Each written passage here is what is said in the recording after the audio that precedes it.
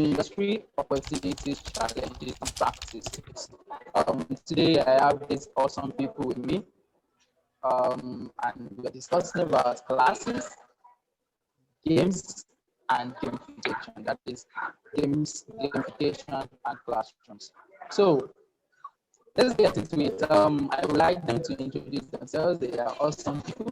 So I'll go first with Titi. Titi, please. My name is Titi Adewusi. I'm one of the 3 female co-founders of Ninja Kids. Ninja Kids is an Edtech company that uses games to make learning fun. That's really all we're about. So how do we leverage on games and technology to help children learn, to help them practice, to help them excel in anything?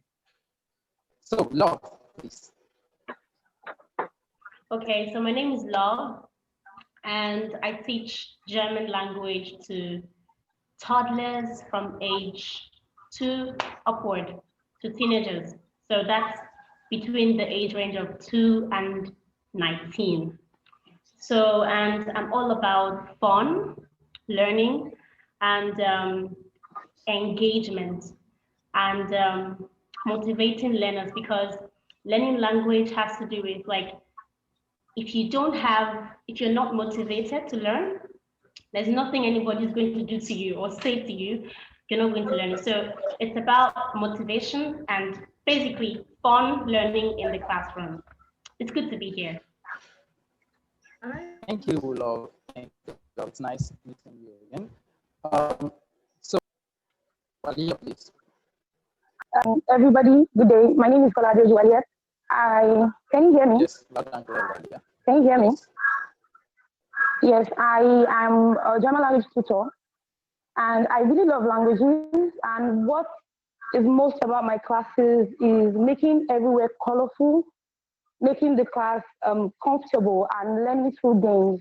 I've written a lot of essays to, helping people to understand, especially in our universities, that these foreign languages in the university can also be learned through games. University students are not too old for games, and they are not to be excluded when we're talking about serious games and entertainment. Thank you. Yeah. Thanks a lot. So, Bayo, please. It's not only about children. I'm sorry for the break. My name is Adebayo Adegbembo. I am the founder and lead developer at Genii Games. Basically, our approach is to make African languages and cultures fun for kids to pick up using games. Primarily, we do that via gamified mobile apps that run on Android and iOS. Thanks. That was too much time.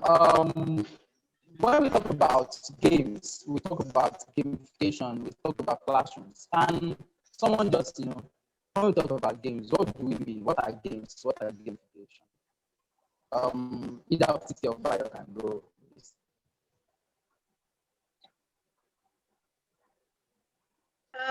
Okay, let me start. Ladies first.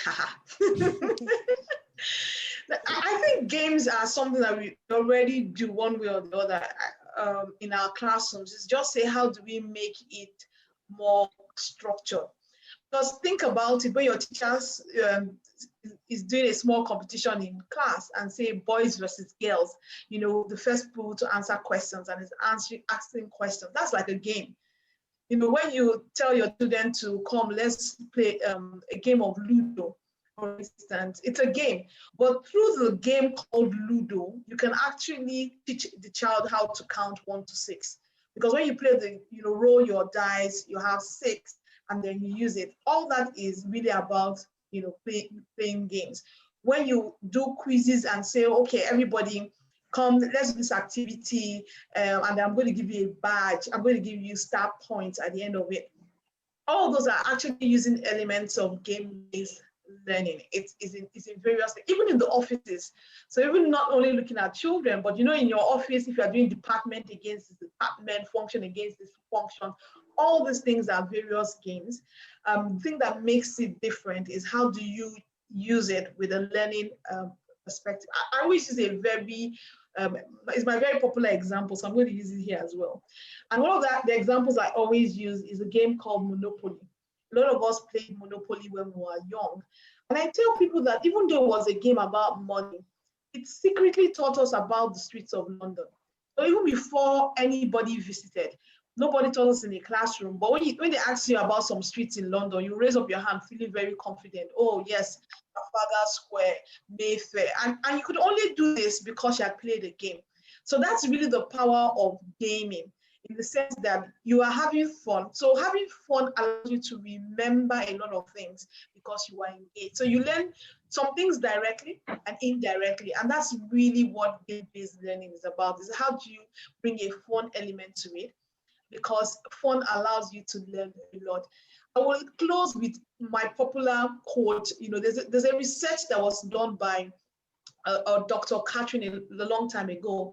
And one of the things she said is that when our brain wants to make a memory, it usually takes about 200 repetitions of doing that particular thing. But when we do it in fun and you do it in play, then it takes only 10 to 12 repetitions of that thing for us to remember it for a long time. And it just makes sense. Think about all the things that you remember. It's usually, you remember them more because you either had a fun teacher or it was done in fun. So that's really the power of gaming, the ability to help you learn almost anything effortlessly and remember it as well. Thank you, Titi. So, Bayo, you're more of a gamified app developer. So, what can you say about that? What's gamification? What do we mean by when we say it's a gamified app other than a game in itself? Okay, so I mean, it's basically taking everything that Titi has said and incorporating it into, forms of learning, for example. So, I mean, a gamified app is basically, an app that incorporates gaming elements. So in my case, for example, specifically, I mean, learning Yoruba or learning Igbo could be a case of just teaching someone the alphabet or teaching, certain sentences and things like that. Or it could be such that you incorporate different elements to drive engagement. So the badges that she talked about, which is, things like, points that you get to earn, those are all elements that, drive engagement. And that's what gamification is all about. It's incorporation of games into, different for forms of learning or other subjects, basically. That's what it's about. Love. You are a very vast professional in the use of games and gamification in your classroom. Can you tell us a little bit what are the practices, what or how do you go about, doing incorporating these games into your class? All right, thank you. So first of all, like Mrs. Titi has said about game and what games really are. First of all, people think that if it's not on an Android app, if it's not on the phone, if it's not Ludo, it's not a game, right? But a game is anything that stirs up motivation, anything that brings about engagement. Merely standing and sitting up can be a game. The first person to get to the door, if I say go, the first person to get to the door is the winner of the game. It's a game. So the thing about it is, whatever, okay? It doesn't have to be a board game or a tabletop game. It can just be merely an activity that teachers can use in the classroom. For me, anything that, for instance, any topic that I'm treating, let's say that I'm talking about colors. I can say that, okay, the first person to highlight 10 colors in the classroom is the winner of this game. All right, so that's something like that. But the challenge I have, I don't know if we're going to challenge it yet, or maybe I should just hold on this one, is for language, there are no games, actually. The teacher is saddled with the responsibility of creating games. And by creating games, I mean, however you want to do it, just make sure that you make it look like a game. Because there are no games, actually, for language teaching, no games. Yeah, so that's it. Hey, I'm going to Waliyat now. You raised the point with the language and language games. I believe Bayo has some games on languages, probably African and Afrocentric languages. I also believe Titi also has developed some things around the culture area. But yeah, you've worked a lot with games, incorporating it. What do you have to contribute to this? Sorry, I don't quite get you. Could you please come again? I think he was breaking I on your side. Oh, great. I want to know what you think about games and its incorporation into the day-to-day activity of the classes. Games generally, like Kiki and Love have said, is not a definitive thing. It's not just one thing. It is very broad. And this could be seen in our day-to-day activities, just like, for example, what I really buttress about is development of games for learning languages. And by these games, I mean video games. During this, developing a video game takes a lot of steps. You have to consider a lot of things. Just like Titi had said, it does a lot to motivation. It also deals with narrative context, what brings out the interest, the intrinsic and the extrinsic motivation and all. So it's more like taking situations where people situations that people face daily, especially for language games. Like the game that I used to analyze my last essay was a game from Goethe-Institut, and this game shows us different things where people go, especially maybe if you're in a place where you don't speak the language. So the kind of sentences that you use if you're in Germany or anywhere, the kind of sentences that you use from day to day, and not teaching people how to use the sentences freely without feeling like they are using it in the classroom or something. So these kind of sentences come easily to you, especially in real life situations where you are really supposed to use them. So to me, inculcating games in our day-to-day life experiences can't just be done with one formation. It has to be according to your students, what interests your students. What the day-to-day activity of your students look like, or your targeted game users. What they come across every day, which is different. What you come across every day might not be what I come across every day. What you're going to come across to basically be something that is general. Can you hear me? Mm-hmm. Yes. Can you hear me? Yes. So it should be something that is general, something that is broad, that everybody can take their bits from it. So when developing video games, these are the things that people look at. How does he interest the students? The number of players. What is the play space? What is the narrative context? And what does the normal length theories have to do with it? The mistake analysis, the constructive analysis, the behaviorism theory, and so on and so forth. No, I think it's a very broad thing to inculcate game into your day-to-day life activities. But what game developers and game analysts should focus on is getting a general platform from which every student can pick their bits and pieces, targeting, this serious game that I'm more about is extremely different from edutainment and learn games.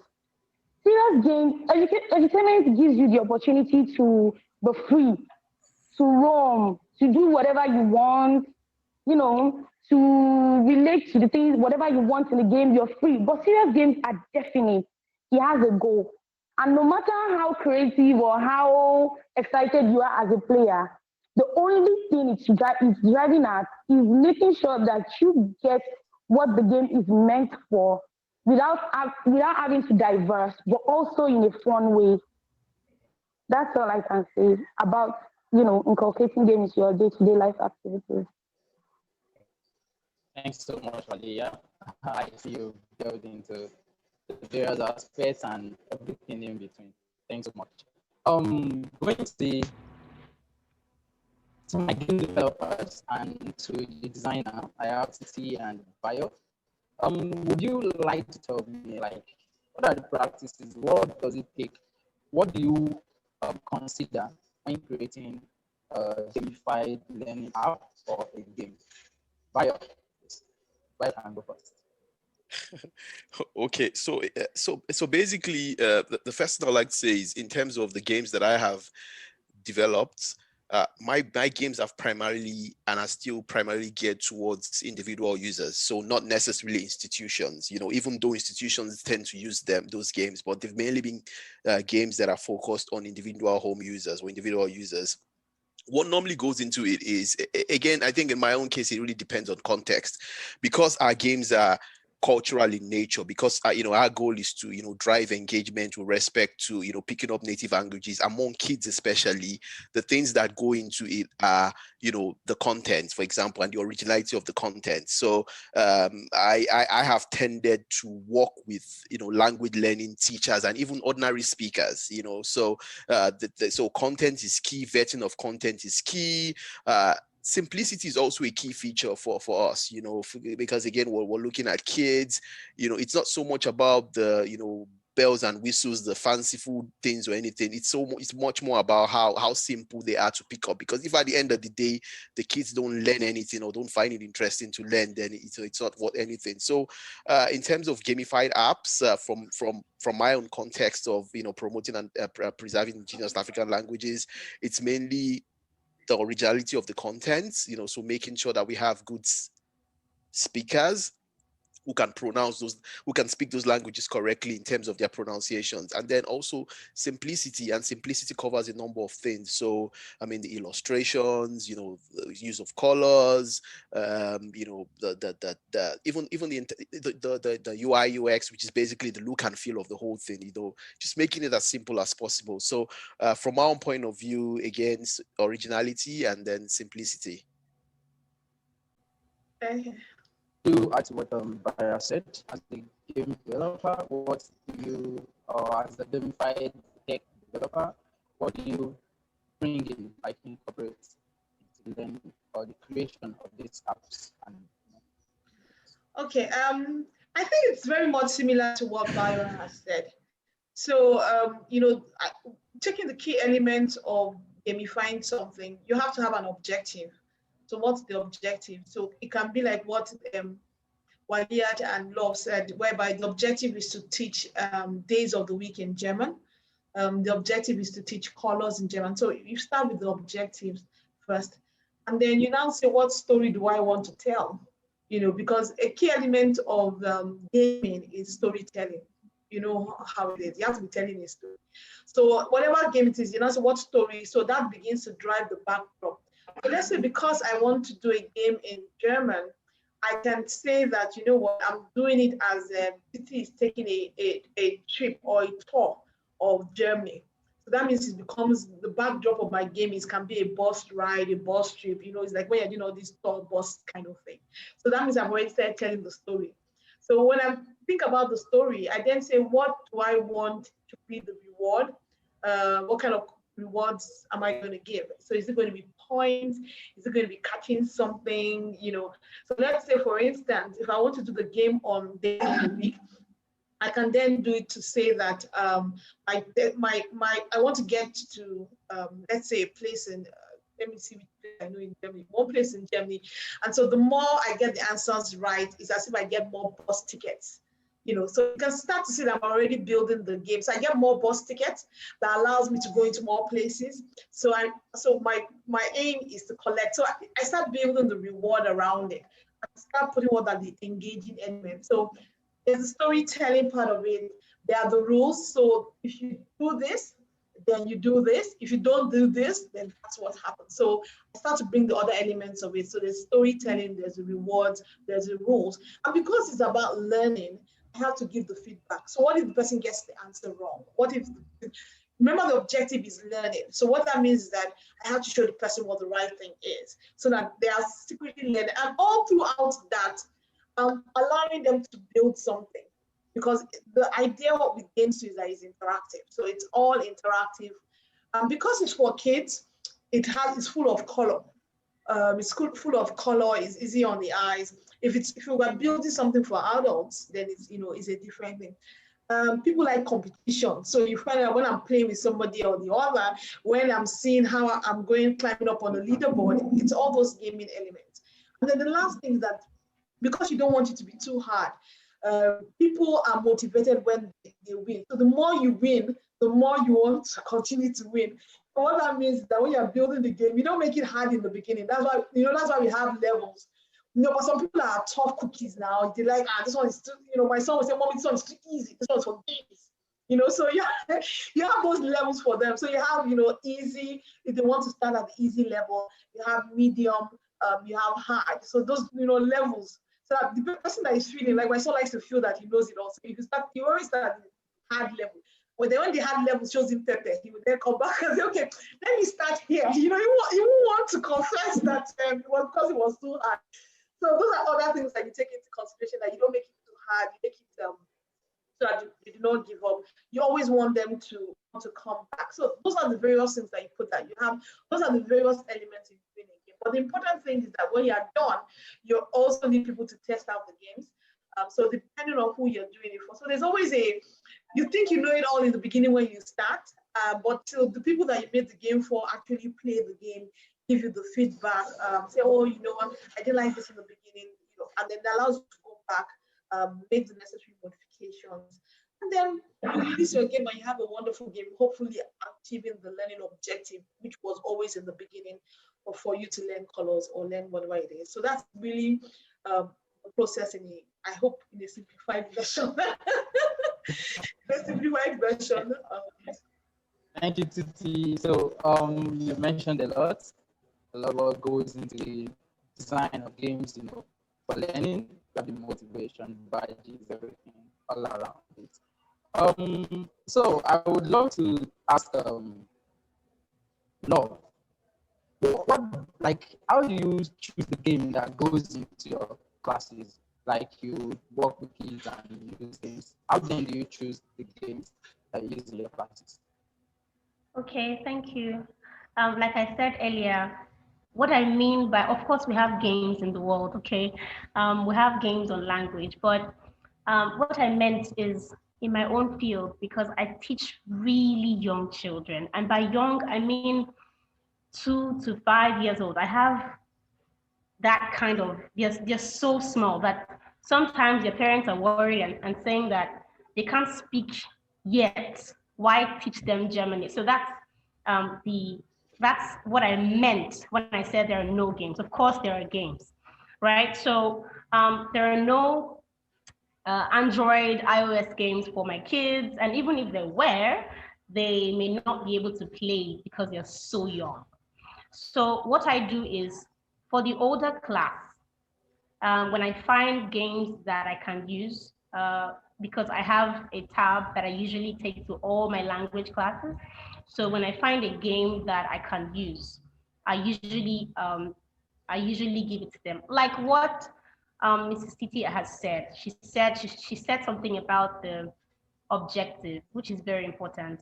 That it is a language game, that it teaches German, doesn't mean it is right for that topic. Oh, I found a game, it's a German game. You need to still check, is it in line with the topic I'm trying to teach today?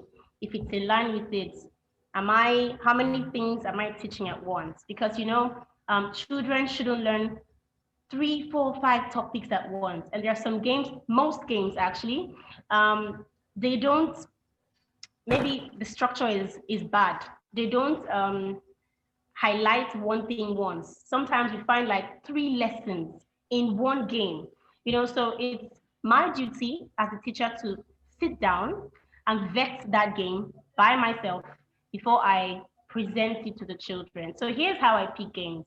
I sit down and pick my scheme of work, my syllabus, the topic, look at the game, what are the lessons, what are the subjects or the points that I want the children to learn. So for example, colors.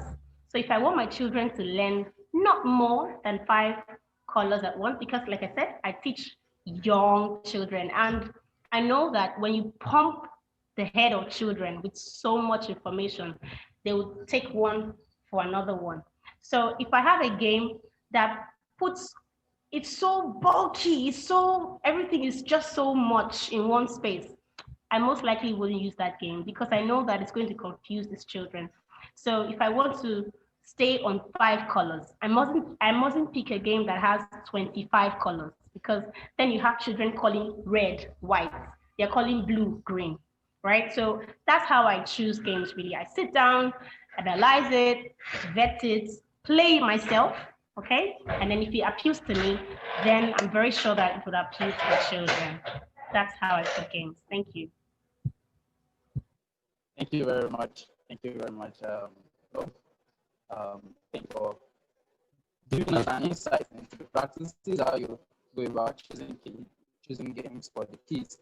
Okay, before go, I would like to ask Bayo.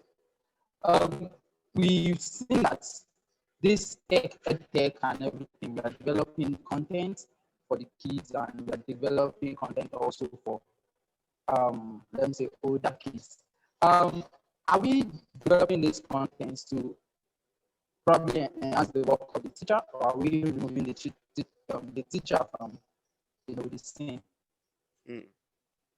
So again, just to clarify, my apps have mainly been focused on individual users, so mainly home own. So basically anyone but institutions. That's what they're strategically. Those are the people that they are strategically geared towards.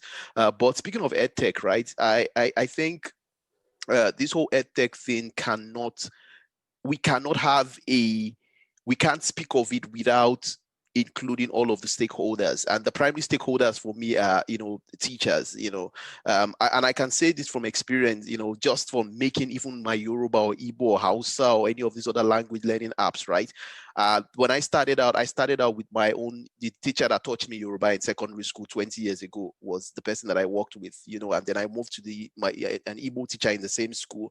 So the point I'm trying to make is, when it comes to edtech, at the end of the day, we would also have to, bring in stakeholders like teachers, right? And at the end of the day, if we go on and on down that, chain, we would have to involve, those who, work on these curriculums and things like that. And the reason I mention this is sometimes there tends to be an argument about, whether technology is coming to replace teachers or replace books. And I don't think that that's the case. I think if anything that, they all go hand in hand, and you can't take out one from the equation. So again, just to answer your question clearly, I think that, teachers have a role to play as much as technology has a role to play, because at the end of the day, what is technology? It's only an enabler, so the games, whatever it is that they're just enablers, so and enablers, require key people, like the teachers, the students themselves, the curriculum that they use in teaching and the likes.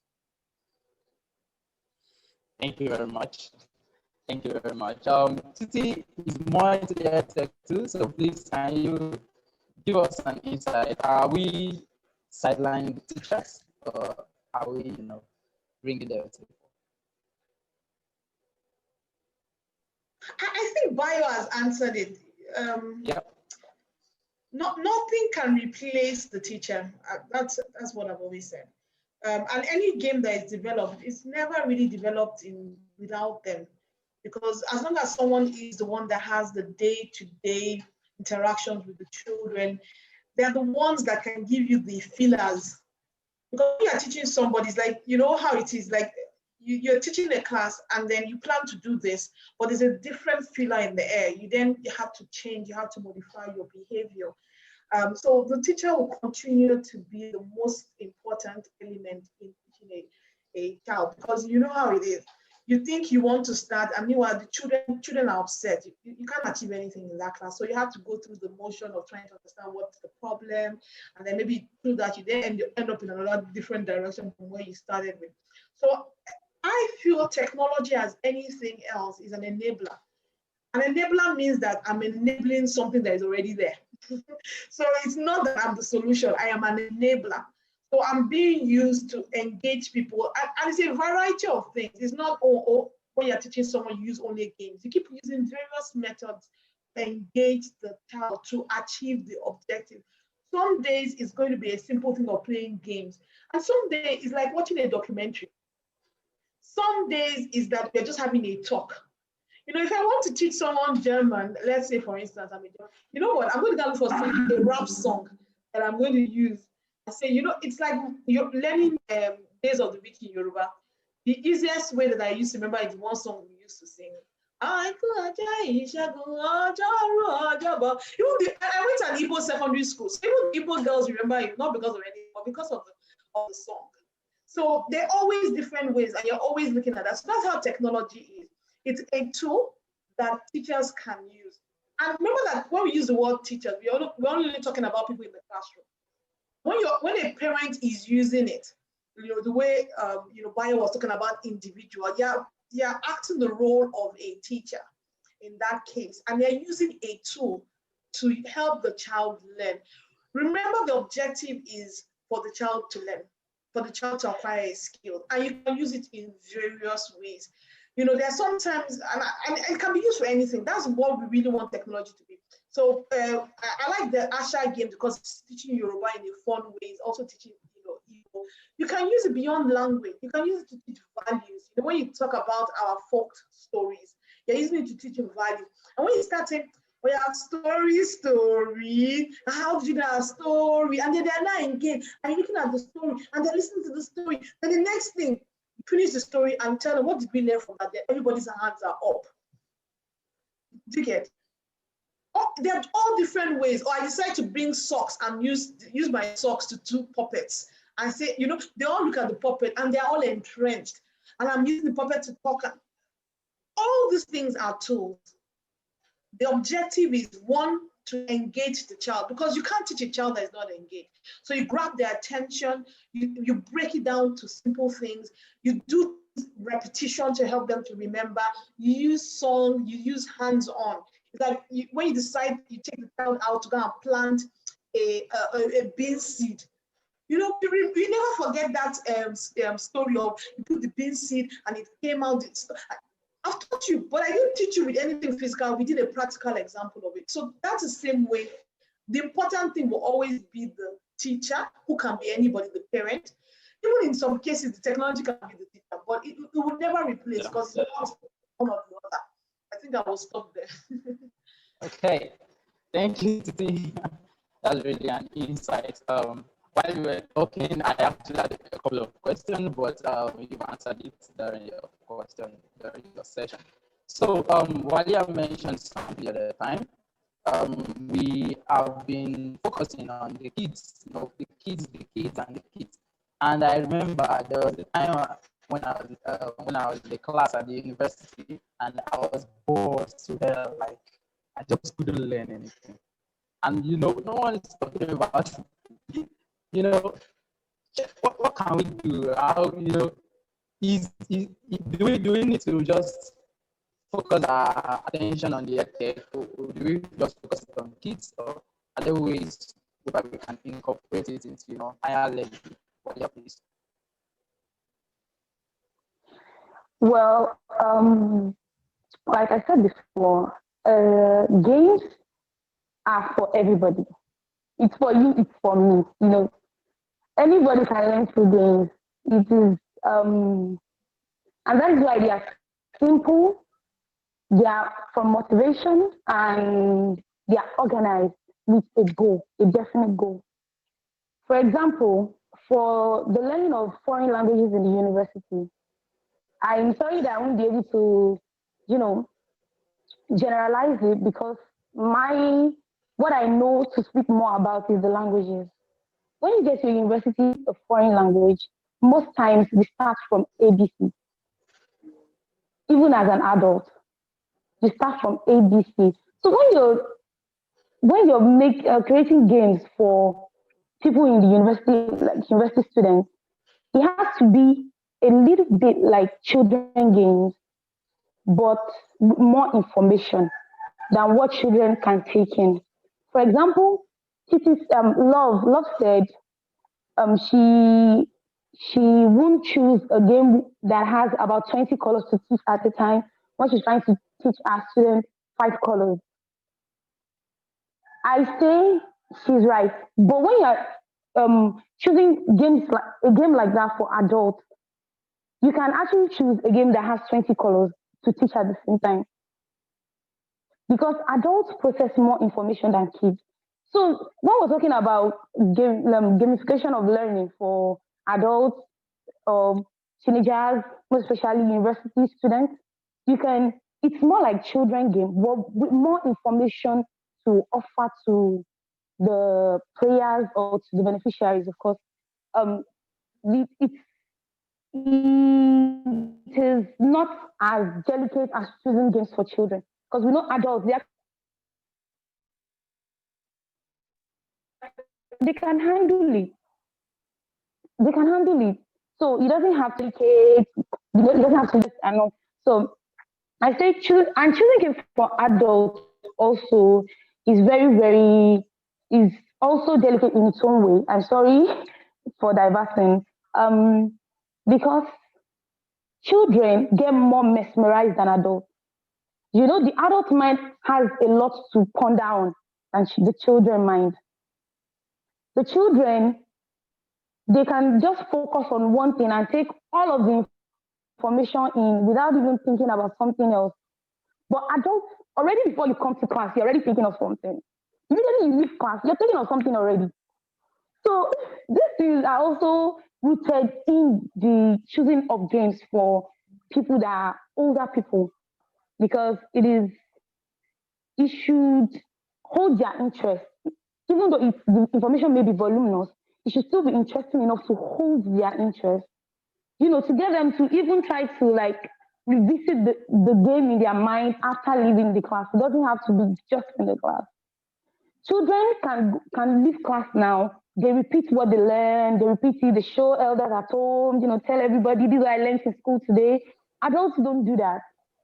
You don't usually just go home and say, this is what I learned in school today. I learned this, I learned this, I learned this. So the game has to be something that will hold them, that hold their attention in such a way that even when they're in the bus after school, in their cars and all, they're still thinking, this thing that they taught us in class, God, I love it. So choosing a game for adults too has a lot of, it has a lot of elements that should be considered. You know, like elements of game designs, like the social content, the how do you say this? The technique, you know, the number of players. Is it alone? A game that you can play alone? Is it something that you play with your classmates? Is it a game that's teaching you team spirit? You know, is it something that's teaching you to be free when you're using whatever you learn from the game? Is it something that's teaching you to work with others just to get like the best out of yourself? Because teamwork is very important in a language class that is for adults. Because normally adults they are very inclined to competition. You know, you enter a class, people speak, and then you're like, this one is speaking. Let me talk now so that they can know that I'm not so, now. But then it is something like teaching them to work together to get the best out of whatever they are doing. That's why a lot of games for adults are laced with teamwork. The best can be gotten out of the game when you work in a team. For example, I remember Duolingo, this app that people used to learn language. So I met a lady last year, 2 years ago. She got a classmate to register in a Duolingo. Duolingo is like a game. It's more like a teaching app, a learning app. So, when they learn something this week, Duolingo will give them a test. You know, if you'll be leaving them behind. So most times they'll come together and they'll come and tell me that, you see, last week I beat all of them at the game. I'm now number one. That girl that was number one last week, she's now number two. And then I told them, why don't you guys just come together every Friday? You know, talk about what you have learned. So when you guys play the game, you go to the same level, you go at the same pace, and you understand each other better, even in class or out of class. So, like I said, adult games are not only about making them learn, it's about making them learn even when they don't realize that they are learning. Because we adults, we have a lot of things that we think. It's not only in class. You know, before you even leave class, you're already thinking about something else. So this game has to hold their attention till they get to where they're doing. Even when they're doing something else, this game still has to like be something that they can ponder on and think about, something that can imagine and revel in. So that's what I can say. Thank you. Great. Moses, I want you Thanks, to Waliyat. sorry, I wanted to add to what Waliyat has said. Sorry about that. Okay, Because no we problem. actually develop games for adults. So I went to Oh. comment. And I'll tell you two things that we've said. So you see, the first thing is always the objective. What do they want to achieve? So we've actually played one of our children's game at a management retreat for a company. And what did they want to achieve with the game? They wanted to do team bonding. So the people were put in groups and we use this same children's game. But you know, with adults, the competition is more the thing. So they were playing these games that was asking them questions about Nigeria, which are at primary school level. You know, but they were like, oh boy, I know this answer. I know this answer. Hey. You know, so it was building. They were bonding. Say, you don't know this answer. Which primary school you go, Seth? You know, that kind of thing. Remember, the objective of using the game was team bonding. So the fact that we all putting our heads together, we'll be able to answer this question. And then you are competing team against team. So we use the same games that we use for children, but we use it in a different concept for adults, in a different setting for a different objective. That's one. Then there are games that we develop for people that is their training manual. So they have these boring trainings that they want to make exciting. So we gamify the trainings, gamify the manuals. The thing that drives it is, what's the objective that they want to achieve? What do they want? So once you have the objective, you take the same element of storytelling, of rules, of rewards, of feedback, all and wrap everything up to make the game. So adults, you can, you know, it's like when you go and you're doing inter-house sports.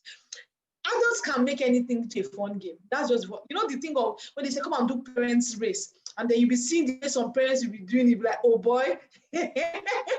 So we can change anything to a competition. It's always what's the objective. And in the end, if the objective is team bonding, if the objective is to teach a particular concept, it can be very things. So gaming is something that, you know, cuts across the ages. Don't ever think it's only for children. I know guys that sit down and play PSP from morning to night. You know, gaming is just something that we all love. Most people love it. It's a means of fun, it's a means of relaxation.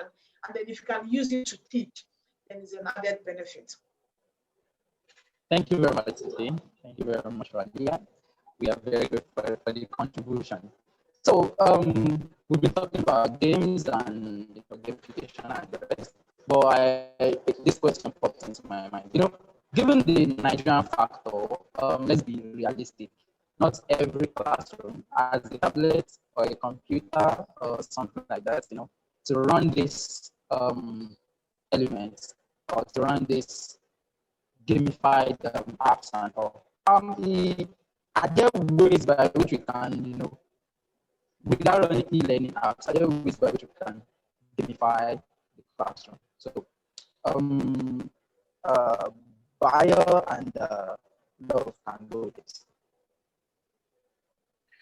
I think the best way to answer that question is from the point of view of what Love has said earlier, which is to not see games only from the point of view of something that you play, you know, on a phone or a computer. You know, games could be as manual as or you know as you can think of it. You know, I mean, it just depends on your approach. And I think sometimes also it may also help to think of it as, you know, from a mindset point of view. You know, so when you're making it fun for kids to learn something, I mean, that can also be, you know, gaming itself. So it doesn't have to be something that you play on the phone or play on a computer.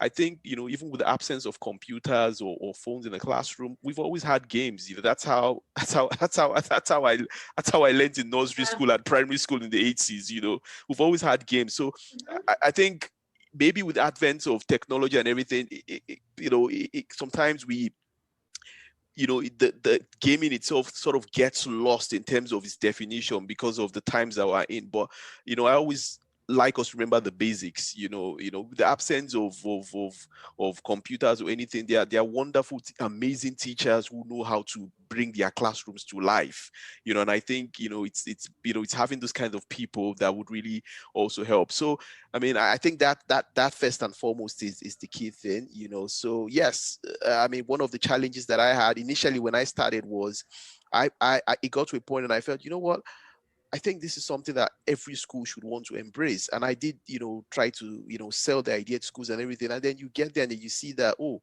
there are also infrastructural issues with some of these schools. Some of them don't have tablets, some of them don't have tablets to go around, let me say that way, or computers to go around, but then they get the best out of their kids, out of the students. So without all those things. So I think it helps to understand that, gaming isn't all, console or phones or no. Yeah. It can be manual, and it's always been that way, and it will still be that way, even with the phones and everything. Yeah. Okay. To add to what Mr. Bayo has said, that's the issue actually, because like I said, some children cannot handle devices, right? They are so, if you if you drop your tab with their hand, the school is not going to pay you back. So that's your business. So it's our own responsibility, the teacher, right, or the parent or the handler, whoever the person is, to sit down and create something. But then again, I think that these our gamers and these our people that design games should work more on board games or tabletop games that can be used in the classroom, right? Other games like Mr. Bayo's games, I went through Mr. Bayo's profile and I saw his amazing games. So those games are like for the house. Like he said, I didn't even know that that was what he intended when he created those games. But those games don't, well, you can use it in school too, but it fits the house. It's like home use. But I really wish, I'm saying it now, like I'm speaking for teachers in the world, since you guys are developers. So I really wish that more like tabletop games can come in, like board games that have to do with language training and all of that. Even if it's just games that have strip of papers and something. We can even have a book, right? A booklet of games, of different games, and this booklet can have like instructions to the person who is going to, like just put us in your own, in your own agenda when you're creating games, especially for people that like me that handles toddlers. So that's all I have to say. Thank you. Thank you so much. Thank you so much, Bayo. My last question, because I met this woman, and she sends her kids to this school where you have to use tabs to teach this. She was asking how much time per day is my kids spending on the devices. Like there are a lot of stuff they teach them, and then they come home. Some kids even drag the tablets with their mom and stuff.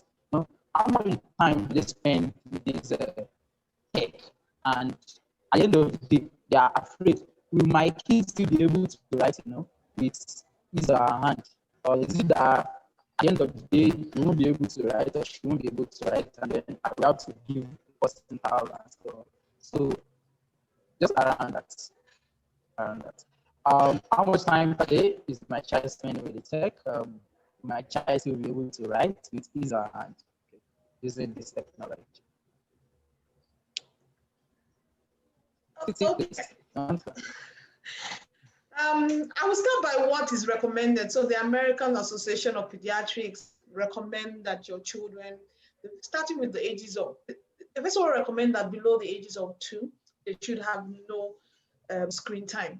And then after that, they can then have like typically 2 hours, and then as they are older. But even with this, there are conditions. The real core of the restriction is the fact that, like a balanced diet, there are things that children need. So you need to ensure that they're having that balanced diet. And the balanced diet is that when a child is young, the child needs to build up more of their physical motor skills. So what that means is that a young child that is, the age that Lovett deals with, 2 to 5, they need to learn about how to use their hands and their legs, which means a lot of movement, jumping up and down. They are not made to sit down in one place for too long. So you need that. They need to sleep, they need to eat, they need to, because they're learning to talk, they need interaction. They learn best from listening and interacting, not really from you trying to teach them to talk. You find out that a child that grows up with more children speaks faster than a child that is the only child at home. So the more you speak to a child, so that's really what they're propagating, that you need to ensure that there is balance in that child's life. So at that age, sitting down on one-sided communication is not what they need. They need more of interaction, jumping up and down, how to use their fine motor skills and all that. So that's really the main objective. And then as they get older, it's the same thing. You don't want them to spend 8 hours on screen because they need to balance it with so many other things. So what they realize is that when they spend more time on screen, it's stealing the time that they would have used to do other things. So your children are not meant to be in all day without physical exercise, which means jumping up and down, going to play outside. We spend a lot of time playing outside. So it's that balance, which is why they restrict screen time. So I don't want people to just say, oh no, it's 2 hours, and if it's 2 hours, no. The idea is that their time in a child's day, there are various things that they have to do. Children are learning about socials. What that means is that you learn socials from interacting with people. So you need them to spend time interacting, building social skills, learning about teamwork, learning about collaboration. So if you do games where it's a one-on-one game on the tablet, they are taking that time they should spend there. So rather than say a time, I always propagate a balance to ensure that, give your children time out. And I will use my children as practical example. I can almost tell what time it is. The moment I say it's time out for watching TV or using their iPad, my children are outside playing. But if I give them the devices, they will never think of going outside. But the moment I say no devices, then they first of all sit down and say, okay, what can they do? The next thing, they're outside playing. They're outside playing, running up and down, saying they're going to ride their bicycles or do one of those things. So it makes up for that thing. But if I don't give any restriction on the device, they will not go and do those things, because playing games, sitting down is very nice. There's some people that their children are still awake till 11 p.m. Meanwhile, at that age, they need 10 hours of sleep because they're watching TV, they're playing video games and all that. So that's why there's those restrictions. You need them to go to sleep. Remember that our brain does a lot of repairs when we are asleep. So it's that thing. It's not so much the time, it's the fact that it doesn't take away the time that they need to be doing other things, which are very important for their development. And then I just wanted to comment on what Love also said. Interestingly, in our work with people, I've met a lot of teachers that made that demand, saying that, they need offline activities that children can use. So we actually did a book version of our games. So taking those same activities, we then created books. We have for preschoolers, we also have for the older children. So it's constantly, meeting the needs of people as you go along this journey. Entrepreneurship or whatever it is that we're doing is a journey. You must not be so fixated on your products. You must continue to, change it to meet the needs. There are a lot of people that, device penetration in Nigeria is really very low. So we've had to combine providing the games on devices vis-a-vis offline games, either through a book or through board games. So I do know that people have board games and that they can, people can do. So it's a continuous journey. We don't have all the answers, but we continue to try to, meet them as we, come across the need. Thank you so much, Titi. Thank you so much, everybody. It's been an awesome session. But before we go, we have some questions already. Someone asked, what are the elements of gamification? I believe we mentioned that earlier, but for the sake of time, please kind of run over it once more. What are the elements of gamification? By your question. Okay, so like Titi mentioned, storytelling is a key element of gamification. The objective is also key. Reward system is also a key one. So that's where you talk about points and scores, and then again the objective. What exactly is it that one wants to learn before walking backwards? Incorporating those features such as the reward system, the story, the context to actually use those in also. Other key things would be actual design, look and feel. If you're looking at kids, for example, then you tend to look at playing with a lot of colors, and the look and feel of those characters, also the cartoon feel, and things like that. So I mean, those are the few that I can mention at this point. Great. Thank you so much. Question said, what are the list of game apps one can use in learning? The person did not specify specifically what type of learning. We also have, let me give it together. And then there's another one for bio. Are there any game apps for learning Hausa language? Bio. Let's take that first. Okay, so in terms of Hausa language, I would be biased to mention the one that we're currently working on. So we recently finished recording hours of Hausa lessons in Kaduna. So we were currently working on a Hausa 101 and Hausa 102, which is Hausa 101 to learn the basics, Hausa 102 to learn conversational Hausa, and those will be incorporated into the Genii Games app soon. We're wrapping up the Igbo 101 that we had to remake for the Genii Games app. Basically, the Genii Games app is one platform that incorporates all of our apps, which is something that we've had to do after several years of building individual apps, and you download one, download this one, download. So we have this platform now, which is the Genii Games app. That incorporates all of our green contents.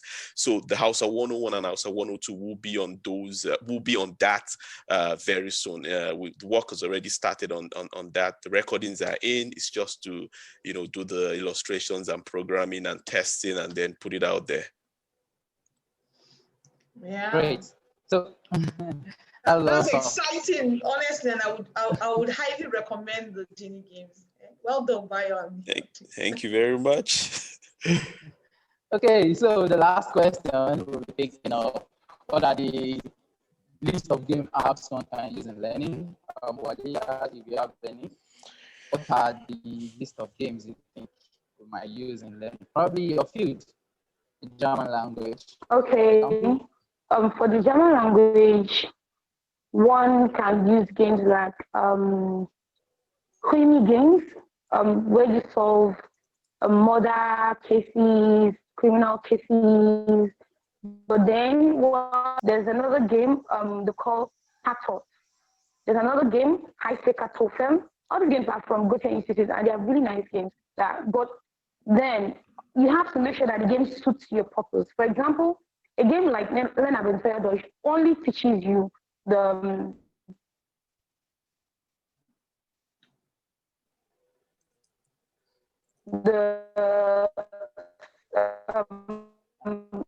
sentences, but it doesn't teach you the basics of the sentences, the grammatical implications or anything. It only teaches you how to use the sentences and when to use them. Okay, thank you, Waliyat. What did you say? Okay, then you can also, for example, Kartoffeln teaches you like a children way, just like, okay, Love said something about, Titi also said it, and Bayo also said it, that's enablers. Technology is the enabler.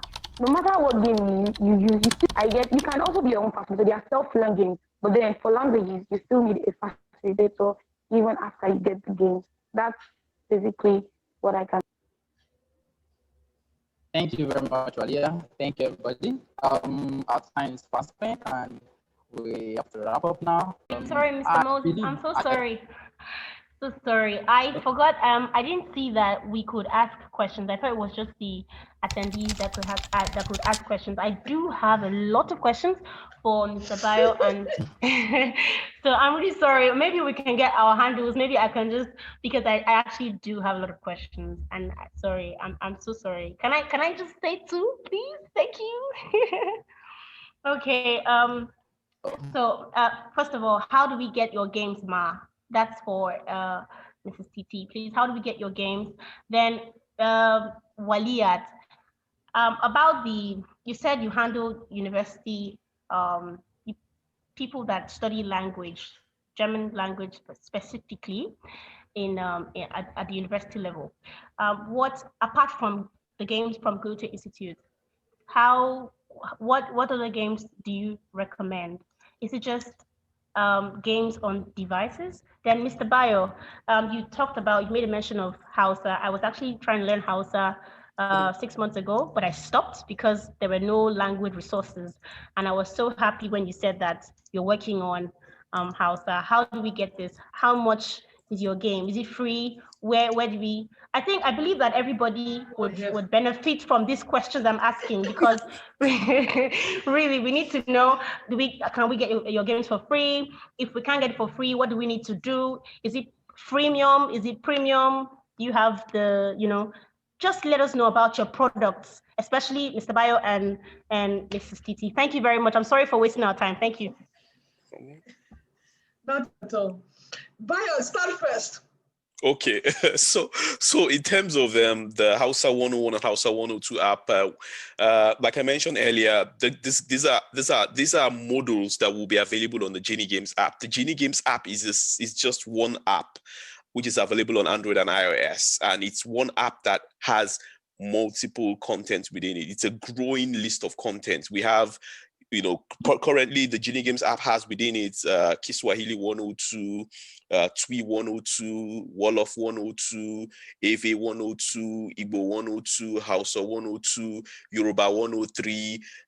Currently, we're testing out Igbo 101, which is going to be available, and then we move on to completion of the Yoruba 103. Yoruba 103 is basically just, Yoruba stories narrated by a guy called Agbainoki. I don't know if you've heard of him. He's a social media Yoruba influencer, so, and then the Hausa 101 and 102 be available on it. In terms of availability, the Genii Games app is actually free to download, and then it has, each of the modules have free lessons and games, and then there are other ones that are paid, so it's a freemium. That's how we support ourselves and support all of the growing number of people that we work with.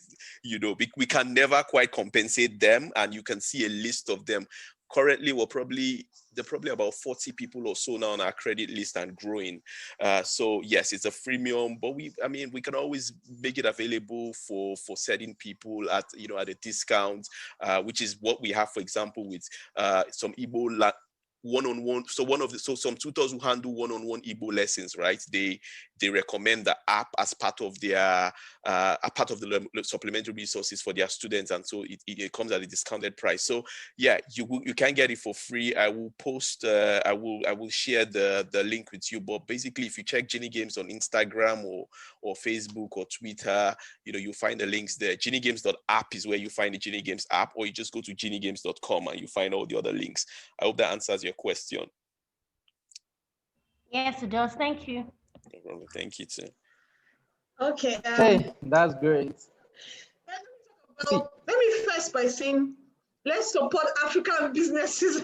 Let's not be talking about free things. We've got bills to pay. We need to employ more people. We need to stop, expand what it is we're doing. We need to go beyond the country and Africa, and all this usually requires money. So the Nigeria Kids games, we have two versions. We have an app version, and we also have a web version. So if you go to any of the stores and look for Nigeria Kids, the spelling is a 9 with an I-J-A, Kids. You can then see it. So we're on Android, we're on iOS.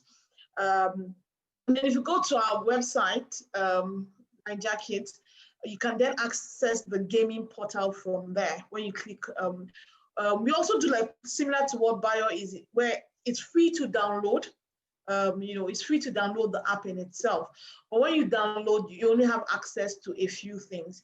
And what we've done is that we've evolved, like Bayo said when he started, you start with Yoruba 101, then people say, oh, I want Igbo language, then people say you want Yoruba language. So when Nigeria Kids started, I started with based on the fact of the age of my children. So I started it in a primary school game for children in primary school. And because we are proudly African, we always like to have an African flavor to whatever it is we're doing. So if I'm doing games, it has African names, Nigerian names, African names. So I don't want to be hearing names that are not ready. So we have this African flavor to it. We do the maths, English, and science as core, but we also do social studies, because social studies in terms of trying to push the African culture. I don't want to let people only know about me in terms of 419 and corruption. There's beauty to us. So we promote our history, we promote our sites. It's just like when people are thinking about going to Paris and the Eiffel Tower. I want them to think about coming to Lagos and some of the places that they can come and see. So our games have, that array of subjects, and each time it's driven by what people demand, and they would add to it. So they're quiz-like, and then you have rewards and all that. So that's how you can access it. And then we then went to preschool, which is where Love Ed played, and we went back because there were more demands for, oh, my child is 3, I want them to have something. So we went down and stayed with the people that are younger. So we have games, we have like rhymes, we have about learning about colors, but of course all these things are English for now. All these things are English for now, and that's what we have. And then what then happened is that people now wanted the offline version. So we then created activity books. So we have a total of about 8 books, and about 4 of them for primary school, 4 of them for preschool. And they're all teaching different things. Some, we teach financial literacy, and they're all about activities and like mini games inside those books. So I have for preschool about coding, financial literacy, parts of the body. We also have for older kids, same thing, and about Nigeria. So I have an activity book that is really a mixture of learning different things about Nigeria. And I think the major thing is, we are really about developing content that helps with learning. I think one of the major milestones we then recently have was when we partnered with Google. So Google had this Read Along app, and the Read Along app is about promoting literacy, how to help people to read by using books. And what it simply does is that while you're reading a book, it's converting it from text to speech. So you're hearing it and you're following the lines, and you can read and convert it to see whether you're reading right. And where we come in is that a lot of those books were books either made from India or from the British. So Nigeria Kids comes in bringing in that African flavor. So we're talking about same type of reading, but you're reading, stories where you're talking about Simi went to the market, the kind of things that a Nigerian child will see as they learn. So those are the array of things that we have. But I think it would be exciting to work with people that have this content, but like everything, you want it to be an audience for it before you jump into it. So like Bayo will tell you, before he started the Hausa, is that people were demanding, oh, I want Hausa, because in the end, you need to ensure that it's driven by the market rather than it being by all that we want to do. So if there is a market and you can say, oh, I have people that would want to do this, then we are willing to work with you to create either books, activity books, or a particular game that we do it. It's a lot about collaboration, and honestly, I'm excited to work and collaborate with people. Okay, answering the question that Love posed to me, it's the question is a very broad question, and I may not be able to say everything now, but there are lots of games that people can play in class, and I'm sure she knows better. But then, there are games like where you you want to teach them colors, like you said, you bring cardboard with different colors, you tack it to their neck, and all your students, and you tell each other that you are going to be called by the name of the color that you are wearing for today. Now, people don't need to learn that, okay, pink is this, or white is white, but then the name of the color is on the clothes, the color is there, and then you want to call a classmate of yours, you call the person by the name of that color. There are games whereby you write quack stories, like you give a part of the story to, I remember a workshop that I was in, Moses, you were there too. We give a quatch book to different groups of students, and they write a story. You have to continue the story under the story of another person. These kind of games are fun, but then if we like to talk about, I'm sorry for sidelining everybody. If love wants to discuss more about it with me, we can just talk on it, by linking up, and I don't want to waste our time. Thank you very much. I'll reach you personally. Thank you. Thank you, everyone. Thank you.